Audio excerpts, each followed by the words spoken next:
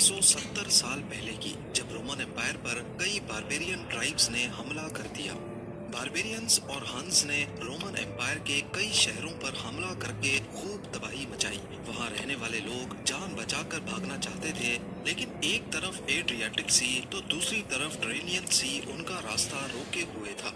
उनके पास एक ही ऑप्शन बचा था, लिहाजा उन्होंने समंदर में बने करीबी आइलैंड्स पर भागना शुरू कर दिया। वहां पहुंचकर वो हमलों से तो बच गए, लेकिन ये आइलैंड्स साहिली झील में बने थे, जिनकी मिट्टी इतनी नरम थी कि इंसान भी उसके ऊपर नहीं टिक सकता था। पर सभी मुश्किलात के खिलाफ जाकर इन लोगों ने यहाँ पर न सिर्फ बसेरा किया, बल्कि एक के बाद एक इंजीनियरिंग के कारनामे दिखाकर बिल्डिंग्स, कैनाल्स और यहाँ तक के ब्रिजेस भी बनाए। यही वो शहर है जिसे आज दुनिया वेनस के नाम से जानती है। बावजूद इसके कि यहाँ पर ना रोड्स थे, ना जमीन और ना ही पीने का साफ पानी, लेकिन फिर भी वेनेशियंस ने इसको सबसे पावरफुल सिटी बना कर दिखाया। पर आखिर ये सब मुमकिन कैसे हुआ? वो छोटे आइलैंड्स जिन पर खड़ा होना भी मुमकिन नहीं था, वहाँ इतना बड़ा शहर कैसे खड़ा किया गया, वो भी करीब 1000 साल पहले। जेम टीवी की वीडियोस में एक बार फिर से खुशामदीद। नाजरीन, रोमन सिटीज छोड़कर जो लोग शुरुआत में इन आइलैंड्स पर गए थे, उनके पास यहाँ रहने का कोई ठिकाना नहीं था। नरम गारे जैसी जमीन जिस पर कोई भी चीज रखने से वो अंदर धंसने लगती थी। उस वक्त कई लोगों ने वापस साहिल पे जाने का मशवरा दिया, लेकिन वापसी का मतलब था मौत। बारबेरियंस और हंस नॉर्दर्न यूरोप के कुछ खाना बदोश कबीले थे, जिन्होंने रोमन एम्पायर की कमजोरी का फायदा उठाते हुए यहाँ पर हमला किया था।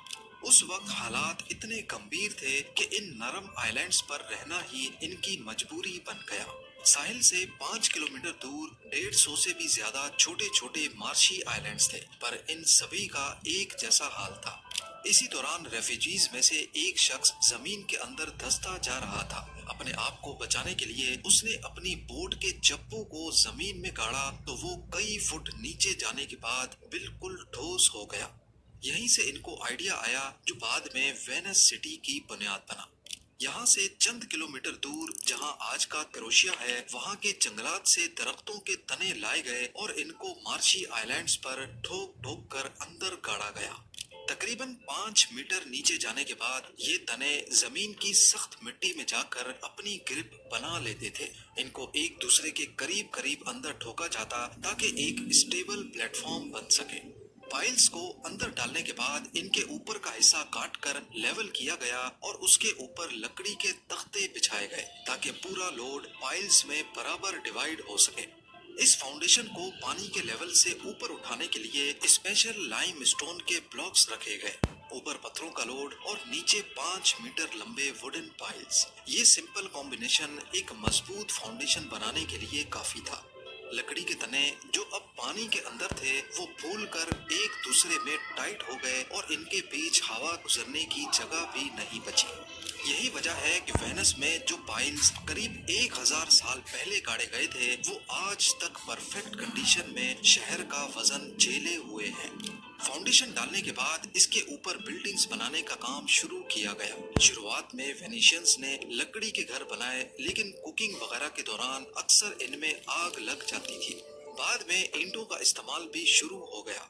बिल्डिंग्स को हल्का रखने के लिए घर 3 स्टोरी से ज्यादा बड़े नहीं रखे जाते थे। ईंटों के बीच में लाइम स्टोन के पाउडर से बनाया गया स्पेशल गारा डाला जाता, ताकि मजबूती के साथ साथ दीवारें फ्लेक्सिबल भी रहें। फ्लोर्स और अंदर की दीवारें लकड़ी के तख्तों से बनाई गई, जिनको बाहर से लोहे की रॉड्स डालकर होल्ड किया जाता। ये आइडिया वेनेशियंस में काफी फेमस हो गया और देखते ही देखते इसी तरीके से आइलैंड्स घरों से भरते गए। नॉर्मली शहर बाहर की तरफ फैलते हैं, लेकिन वेनिस अंदर की तरफ फैलने लगा। पहले ऐसा होता था कि एक आइलैंड से दूसरे आइलैंड में जाने के लिए सिर्फ बोट्स का ही सहारा होता था, लेकिन बाद में जब आबादी बढ़ने लगी तो आइलैंड्स करीब से करीब होने लगे और अब इनके बीच कम पानी में घोड़ों पे बैठ के भी आइलैंड्स क्रॉस हो सकते थे। वेनिस सिटी में अब सबसे ज्यादा जरूरत इन आइलैंड्स को आपस में कनेक्ट करने की थी। पहले 500 सालों तक ये आइलैंड्स आपस में कनेक्टेड नहीं थे। لیکن جب آبادی کافی بڑھ گئی اور کاروبار کی ریل پیل ہونے لگی تو یہاں کا بزنس ہب جسے ریالٹو کہا جاتا ہے، سب سے پہلے یہاں ایک سمپل لکڑی کا برج بنانے کی کوشش کی گئی۔ اس برج کو پونٹون برج کہتے ہیں، جس میں فلوٹس کی مدد سے گزرنے کا راستہ بنایا جاتا ہے۔ اس برج سے ریالٹو تک پہنچنا تو آسان ہو گیا، لیکن کیونکہ یہ فلوٹس کے سہارے کھڑا تھا، اسی وجہ سے کافی ہلتا رہتا تھا اور اکثر لوگ اس میں سے گر بھی جاتے تھے۔ بعد میں یہاں لکڑی کا پرماننٹ برج بھی بنایا گیا، لیکن ایئر 1310 میں ہنگامہ آرائی کی وجہ سے اس کو آگ لگا دی گئی۔ آگ لگنے کے بعد بھی ریالٹو برج اگلے 140 سالوں تک ٹکا رہا، لیکن آخر کار ایئر 1444 میں زیادہ لوڈ پڑنے کی وجہ سے وہ گر گیا۔ آخر کار ریالٹو کو کنیکٹ کرنے کے لیے یہاں وینس کا سب سے پہلا اسٹون برج بنانے کا ارادہ کیا گیا۔ اس کو بنانے کے لیے اسی طریقے کا سہارا لیا گیا جس کی مدد سے یہاں ہزاروں گھر بنے تھے۔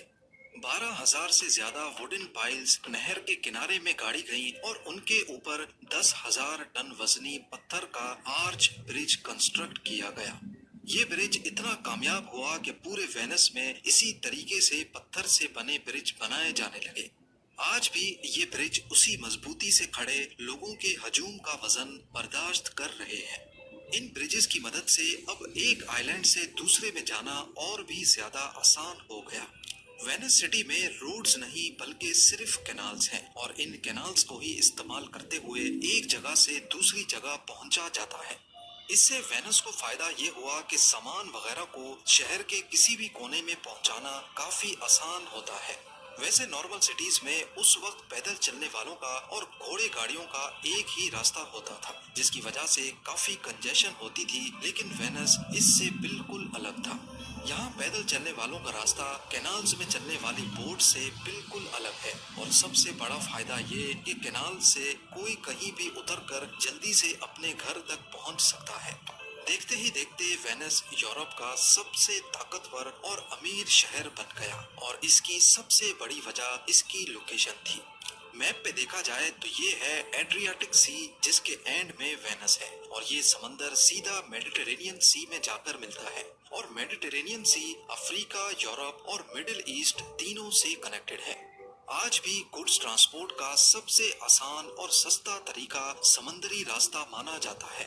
یعنی مڈل ایسٹ اور ایسٹ یورپ سے ویسٹرن یورپ تک پہنچنے کے لیے جہاں اٹلی، آسٹریا، ہنگری، جرمنی اور فرانس ہیں، شپس آسانی سے ایڈریاٹک سی کے آخر تک آ سکتی تھی، جہاں پر آج وینس موجود ہے۔ بے شک ہی ایسٹ یورپ ویسٹ کے ساتھ زمینی راستے سے جڑا ہے، لیکن کیونکہ اس وقت ٹرانسپورٹ کا واحد ذریعہ شپس تھی، تبھی بلیک سی سے میڈیٹرینین اور پھر ایڈریاٹک سی تک سارا سامان شپس میں ہی بھیجا جاتا تھا۔ اور کیونکہ یہاں کارگو شپس کا آنا زیادہ تھا، تبھی ویسٹرن یورپ سے ایسٹ یورپ تک گوڈز بھیجنے کے لیے سستی کارگو شپس بھی وینس سے ہی مل جاتی تھی، کیونکہ ان کو واپسی خالی جانا ہوتا تھا۔ بزنس ایکٹیویٹی کی وجہ سے وینیشینز کافی مالدار ہو گئے۔ یہ دیکھتے ہوئے آس پاس ملکوں کے لوگ بھی وینس میں بسنے لگے، اور دیکھتے ہی دیکھتے یہاں کی آبادی کافی بڑھ گئی۔ اب وینس میں پینے کے پانی کی ڈیمانڈ حد سے زیادہ بڑھ گئی۔ بے شک وینس چاروں طرف پانی سے گھیرا ہوا ہے، لیکن یہ سمندر کا نمکین پانی ہے جسے پیا نہیں جا سکتا۔ قدرتی چشموں یا ریورز کے نہ ہونے کی وجہ سے یہاں فریش واٹر جمع نہیں ہوتا تھا۔ وینس میں پینے کا پانی مین لینڈ سے ڈرمز میں بھر بھر کے کشتیوں میں لاد کر لایا جاتا تھا، لیکن جب یہاں کی پاپولیشن 1,70,000 ہوئی تو پانی کی قلت ہونے لگی۔ اس پوائنٹ پہ وینیشینز کے انجینئرز کو ایک بار پھر سے اپنا دماغ چلانے کی ضرورت تھی۔ کچھ تو ایسا کرنا تھا جس سے وینس کی بڑھتی آبادی کو پینے کا پانی مل سکے، ورنہ یہاں کا بزنس بھی افیکٹ ہو سکتا ہے۔ وینس میں ہی آئی لینڈز کے چند حصے ایسے تھے جہاں کنسٹرکشن نہیں ہوئی تھی۔ ان آئی لینڈز پہ بارش کے پانی کو جمع کرنے کے لیے